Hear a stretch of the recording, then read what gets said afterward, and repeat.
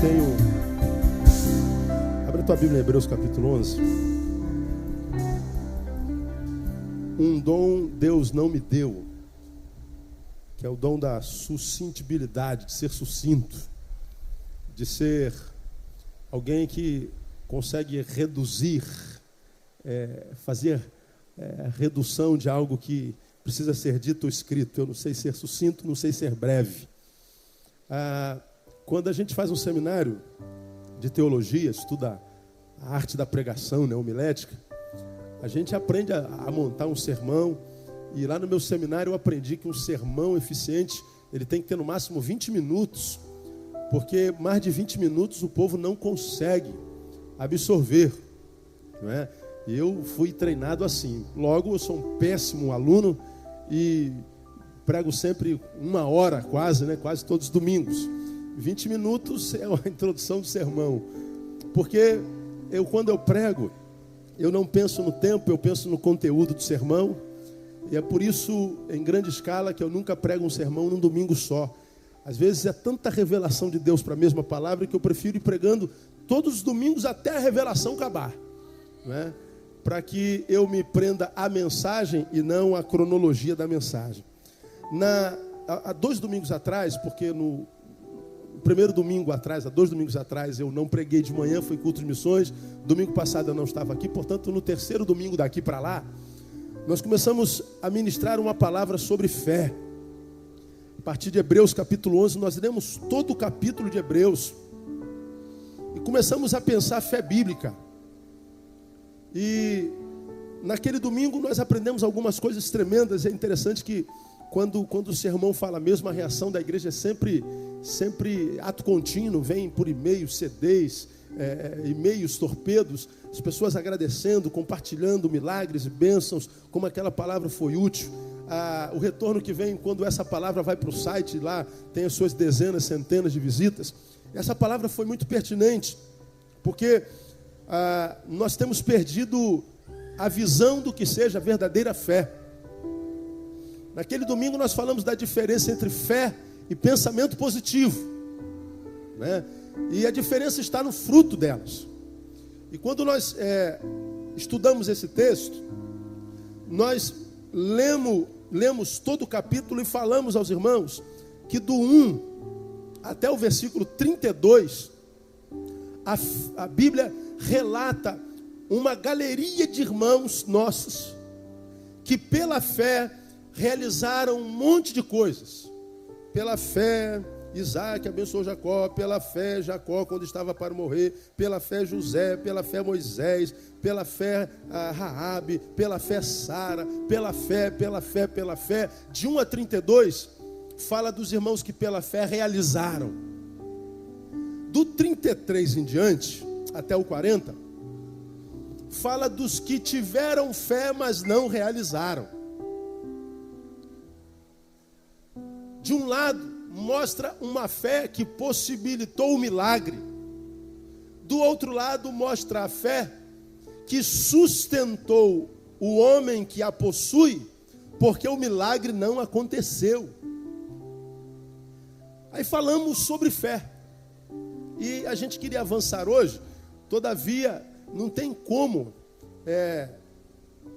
eu entrar no primeiro tópico, fruto da fé, para falar sobre ele em 10 minutos. Nós temos ceia hoje. Então hoje, irmãos, nessa palavra da manhã, só vou fazer uma recapitulação do que nós falamos naquele domingo, para que no próximo domingo, então, não tendo ceia, a gente continue a nossa série de sermões. Então, percebam que na galeria da fé, o autor de Hebreus começa no versículo 1 definindo o que é fé. Veja lá o que está escrito lá. Ora, a fé é o que? Leiam. Firme fundamento do quê? Das coisas que se esperam. E o que mais? Da prova das coisas que se não veem. Então ele define fé. O que é fé? Fé é estarmos esperando uma coisa, e mesmo que essa coisa aos olhos dos homens seja impossível, ainda assim continuamos a esperar, porque nós temos fé que o Deus dos impossíveis pode realizá-la. Fé é não vermos uma coisa e ainda assim acreditarmos que essa coisa existe e que se essa coisa porventura é uma coisa que precisamos, chegará a nós. Então você perceba que a fé, ela é algo que possibilita com que aqui vejamos o invisível e creiamos no que é incrível.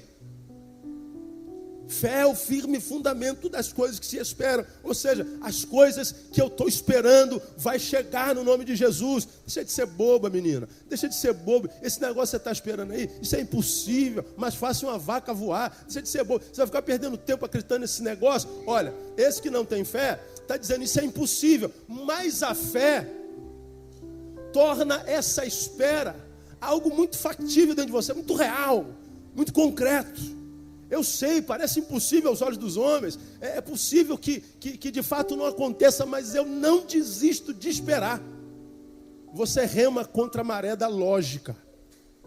Você rema contra a opinião pública. É a prova das coisas que se não veem. Ora, como é que eu posso provar uma coisa que eu não vejo? Não tem como. Não é? Mas a fé, ela torna o invisível, aquilo que ainda não é, embora nós queiramos que seja, algo que se torna dentro de nós, mesmo que não vejamos. Não, a coisa já aconteceu, eu creio assim. Agora, nós conversamos naquele domingo. Quantos de nós acredita até o fim que aquilo que a gente espera vai chegar e aquilo que a gente espera não chega? Quantos de vocês tinham um ente querido, uma mãe, um pai, um irmão, uma avó, um tio, um amigo, que teve uma enfermidade que os médicos diziam terminal, e você creu até o final? Não, Deus vai curar, Deus vai tirar da cama, Deus vai fazer. Você que foi fazer um concurso, disse assim, não, Deus vai me dar vitória, eu vou ser aprovado, esse ano eu passo, já fui aprovado em 10, mas eu não desisto de crer, porque eu tenho fé, mesmo que eu tenha sido reprovado em 10, eu não desisto, porque a fé é o firme fundamento daquilo que se espera. Aí você faz o 10º concurso, é o último do teu ano, e aí naquele concurso, o que acontece? Você é reprovado de novo. Aí a gente diz, e aí pastor, a fé é uma furada? Não. É porque de repente o que você julgava ser fé na tua vida, fé não era. Aí entra a diferença entre o que é fé e pensamento positivo. Porque de 1 a 32, a Bíblia mostra que foi possível através da fé na vida de muitos irmãos. Mas a partir do 33, que eu quero ler com você, diz assim, vamos ler o 32. E que mais direi?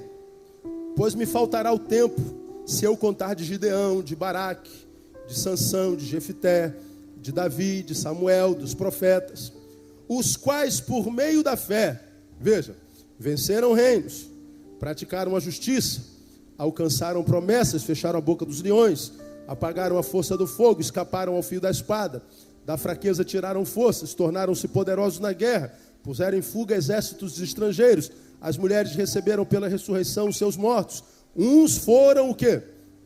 Torturados, não aceitando o seu livramento, para alcançarem uma ressurreição melhor, e outros o quê? Experimentaram escárnios, açoites, cadeias, prisões, foram o quê? Apedrejados, tentados, foram o quê? Cerrados ao meio, morreram ao fio da espada, andaram vestidos de peles de ovelhas, ou seja, nunca conheceram prosperidade, de cabras, necessitados, aflitos, maltratados, dos quais o mundo não era digno, errantes pelos desertos e montes, e pelas covas e cavernas da terra, e todos estes, embora tendo recebido o bom testemunho da fé, contudo, leiam, não alcançaram a promessa. Olha que coisa interessante. Pela fé, não alcançaram a promessa. Muito pelo contrário, foram torturados, experimentaram escárnios, não é? Foram presos, cadeias, prisões, apedrejados, tentados, cerrados ao meio, morreram ao fio da espada, só se arrebentaram por causa da fé. A fé em alguns possibilitou o milagre. A fé em outros não possibilitou o milagre. Mas o interessante é que a Bíblia chama os dois de fé. Porque nós aprendemos desse texto, irmãos, que fé não é só o que possibilita o milagre, mas é o que nos mantém de pé quando o milagre não acontece. Nós aprendemos que para que aconteça o milagre é preciso muita fé, porém muito maior fé é preciso para quando o milagre não acontece. E aí, quando é que a gente sabe que a nossa fé é fé? Ou se a nossa fé não é fé, é pensamento positivo? Por causa do fruto daquele que a possui. Alguns desses irmãos, diz o texto, é um texto que a gente tem que ler quase sempre para reforçar a nossa fé. Fé é quando você está no versículo 1, diz assim: é o firme fundamento das coisas que se esperam. Eu vou passar nesse concurso. Já fui reprovado em 10. Um monte de gente diz: não gasta mais dinheiro se inscrevendo, cara. Você não viu que você não passa, não tem jeito, é muita areia para o teu caminhãozinho. Não, eu vou continuar crendo até o final e vou fazer a prova de novo. Aí você vai lá pegar o gabarito, reprovado. Se você tem fé, ao vir o teu nome lá ao lado escrito reprovado, ou o teu númerozinho não está lá entre os aprovados, qual vai ser a reação desse irmão que tem fé genuína e que na 11ª vez é reprovado no concurso? Qual vai ser a postura dele? Louvado seja o nome do Senhor. Pai, não é o que eu queria, mas eu quero crer que eu não entrei porque não foi da tua vontade. E mesmo que a tua vontade seja diferente da minha, eu me submeto à tua vontade e continuo fiel ao Senhor e vou continuar dando glórias ao teu nome. Isso é fé. Fé é quando você tem alguém querido que está doente e o médico disse assim: olha, família, não tem jeito, nós estamos mandando para casa porque nós achamos que ele deve falecer com a sua família. Mas por causa do amor, nós nos recusamos a nos submeter à palavra do médico. Não, Senhor, nós não aceitamos. Nós continuamos crendo que o Senhor pode liberar a cura, que o Senhor vai dar a vitória. Aí acontece que daqui a uma semana teu parente falece. Se você tem fé genuína, qual vai ser a tua postura? O Senhor o deu, o Senhor o tomou. Bendito seja o nome do Senhor. Deus, eu queria que ele permanecesse conosco. Eu não queria que ele fosse já. Eu não queria perdê-lo. Mas se foi da vontade do Senhor, se a tua vontade foi diferente da minha, eu me submeto à tua vontade pela fé. E peço que tu me consoles tão somente. Mas eu continuo te rendendo glórias e te sendo fiel. Isso é fé. Fé é quando você desenvolve o teu dom, onde Deus te colocou a desenvolver e ser canal da bênção de Deus e servi-lo com aquilo com o qual Ele te deu talento. E a despeito de lutas, embates, ignomínias, seja lá o que for, você diz assim: Senhor, eu nasci para isso e eu vou morrer fazendo isso, mesmo que a situação seja contrária. Isso se chama fé. Agora, quando a fé não é fé, é pensamento positivo. É quando você faz 10 concursos e você vai fazer o 11º crendo: não, Deus vai me dar vitória, eu vou crer até o fim. Chega lá, o seu número não está entre os aprovados. Qual é a reação desse irmão que teve fé para crer que o milagre ia acontecer, mas que quando o milagre não aconteceu, qual foi a reação dele? O que adiantou eu crer, droga? Estou na igreja há 10 anos, estou tentando essa porcaria desse concurso há 10 anos, não adianta nada, eu não quero mais saber de Deus, não quero mais saber de igreja, Deus não existe, Deus não me ama, eu estou lá abrindo mão, estou largando de mão, eu vou embora. Ele julgava ter fé, mas nunca teve fé, foi pensamento positivo. Qual é a reação daquele que perdeu o ente querido, que sabia que Deus tinha poder para curar, mas não curou? Ele se rebela com Deus. Ele se torna inimigo de Deus. Vou falar sobre isso mais ou menos logo mais à noite. Eu vou falar como muitas vezes as nossas fraquezas, não sendo trabalhadas com sabedoria, ao invés de atraírem a misericórdia de Deus, o afasta de nós. Porque geralmente quando a gente vê um fraco, a gente quer abençoar. Poxa, eu posso te ajudar. E às vezes, porque não sabemos lidar com as nossas perdas, nossas fraquezas, a gente vê essa fraqueza sendo um empecilho para a misericórdia de Deus. Palavra tremenda hoje. Aliás, sempre é, né? Deus tem nos brindado com palavras tremendas nesse lugar. Como lidar com fraqueza? É ver o ente que foi embora E a gente diz: Deus, por quê? E a gente fica com raiva de Deus. Aí a gente quer punir Deus com a nossa ausência. A gente faz bico, faz birra, faz pirraça e murmura, maldiz, blasfema, porque nós tínhamos fé para o milagre acontecer, mas não tínhamos fé caso o milagre não acontecesse, para sobreviver, para resistir o não de Deus. Isso é pensamento positivo. É aqueles irmãos que têm fé para celebrar a vitória, mas não têm fé para suportar a derrota. Esse texto aqui diz que fé não é só o que possibilita o milagre, mas é fé que nos mantém de pé e crédulos para quando o milagre não é possível. Porque eu não sei se você sabe, nem sempre a resposta de Deus para a nossa vida é sim. Nem sempre a vontade de Deus concorda com a nossa vontade, ou a nossa vontade concorda com a vontade de Deus. É por isso que Deus mandou fé. Filho, pela fé, você pode tornar o impossível algo possível. Pela fé, você pode tornar o invisível algo visível. Pela fé, você pode continuar esperando, mesmo que todos digam não tem mais jeito. Mas essa fé, porque vem de Deus, caso a minha vontade não seja a tua, ou a tua não seja a minha, essa fé possibilitará a ideia de que você ainda assim se manterá saudável e fiel. Fé é o que nos capacita para suportar o não de Deus. Eu queria, irmão, que você guardasse essa palavra, porque nós vivemos num tempo, na igreja evangélica, da chamada teologia da prosperidade, de que quem é de Deus, porque é de Deus, tudo dá certo. Você serve o Senhor dos Senhores, então na tua vida não existe não. Como eu ouço essa palavra por onde eu ando? Não existe não de Deus para você. Não existe porta fechada para você. Você é de Deus, a prosperidade vai te alcançar, vai dar certo. Se você é de Deus, você não conhece derrota, você não conhece frustração. Ora, essa é uma mensagem agradável aos nossos ouvidos. Como a gente gosta de ouvir esse tipo de mensagem? Eu gosto de ouvir essa mensagem. Neil, você não vai perder, Neil. Qual é o seu time, Neil? Seu time é Vasco. O Vasco vai ser campeão todo ano, Neil. Se eu fosse esperar do Vasco, meu irmão, meu Vasco, eu sou vascaíno, caindo.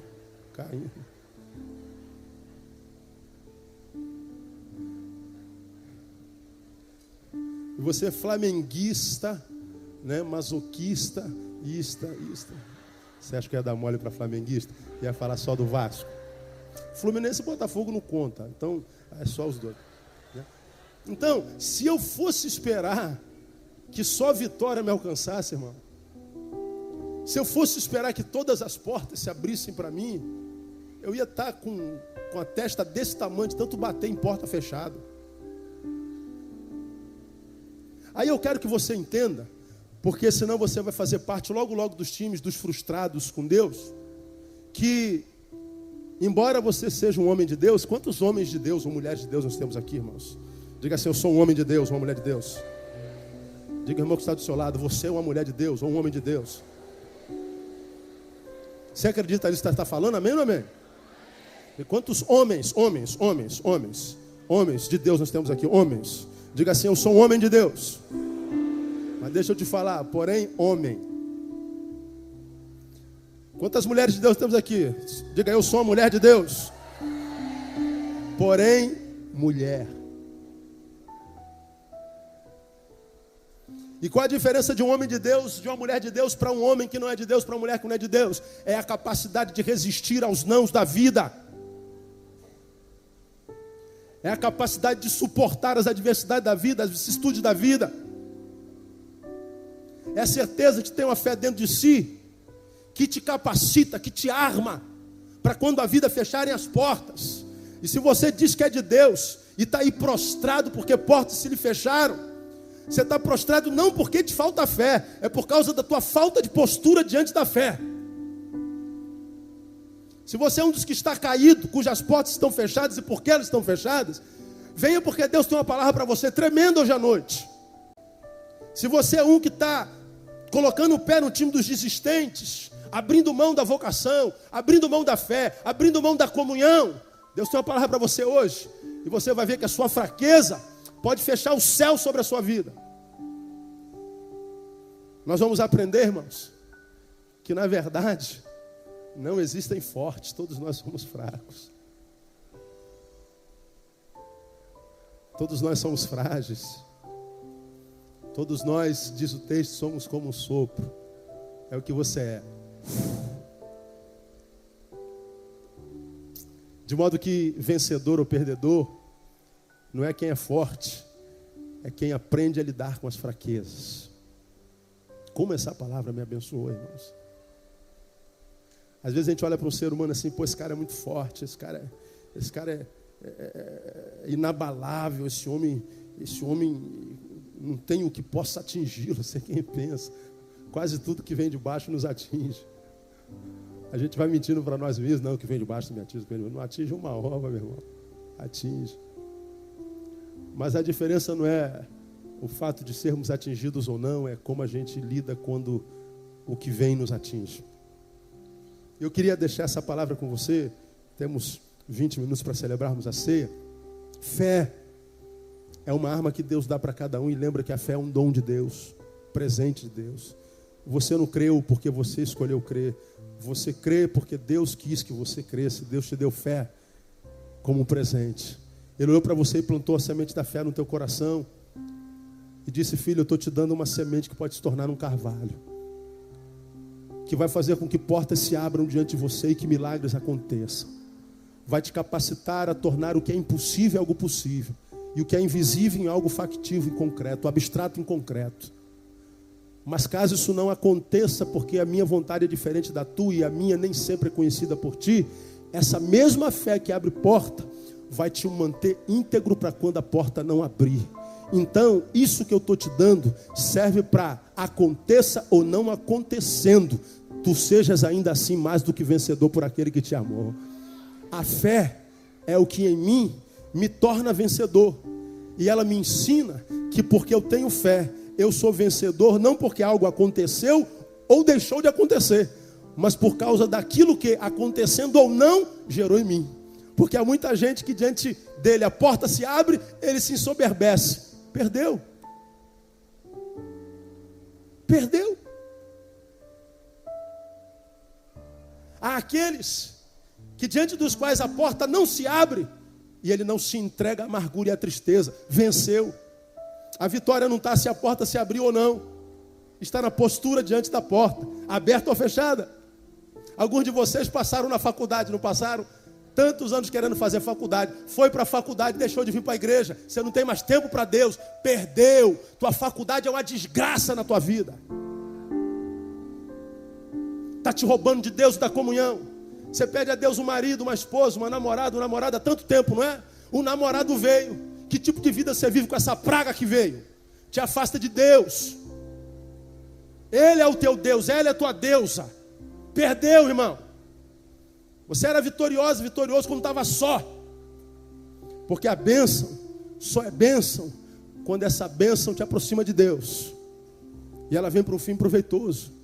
A fé é o que me ensina que eu sou mais do que vencedor, com a porta aberta ou com a porta fechada. Com o namorado que veio ou com o namorado que ainda não veio. Com a aprovação no concurso ou reprovado no concurso. Com o ente querido que foi curado ou com o ente querido que partiu para o Senhor. Eu sou mais do que vencedor por causa da fé, irmão. Deus colocou a semente da fé no teu coração. Usa essa fé com sabedoria. Porque ela é um presente do céu e não tem preço, é inigualável. Deus te abençoe com essa fé no nome de Jesus. No próximo domingo, a gente vai começar a dissecar esse capítulo 11. Vamos ver o que é possível pela fé. Sendo que eu vou estudar do capítulo 33 para baixo. Porque saber que ela pode fazer um milagre, a gente sabe. A gente sabe que a irmã foi curada por AIDS. A gente sabe que a Elma teve um filho, falei sobre isso agora. A gente sabe que os médicos falaram que ela não ia poder ter filho. Ela deu à luz essa semana. Isso é milagre. Agora eu quero falar a partir do versículo 32. O que é essa fé? Realiza em nós, não nas nossas circunstâncias, mas o que essa fé realiza dentro de mim, a fim de me capacitar para conviver com as circunstâncias. Deus te abençoe, te dê sabedoria e discernimento para que você possa entender o que é a fé de Deus no teu coração, no nome de Jesus. Amém, amado? Recebe essa palavra curta de Deus no teu coração? Então aplauda Ele forte. Glória a Deus. Vim para adorar-te, vim para prostrar-me, vim para dizer que és meu Deus, és totalmente amável, totalmente digno, és maravilhoso para mim. Para adorar-te, vim para prostrar-me, vim para dizer que és meu Deus, és totalmente amável, totalmente digno, és maravilhoso para mim. Mais uma vez, vim para adorar-te, vim para adorar-te, vim para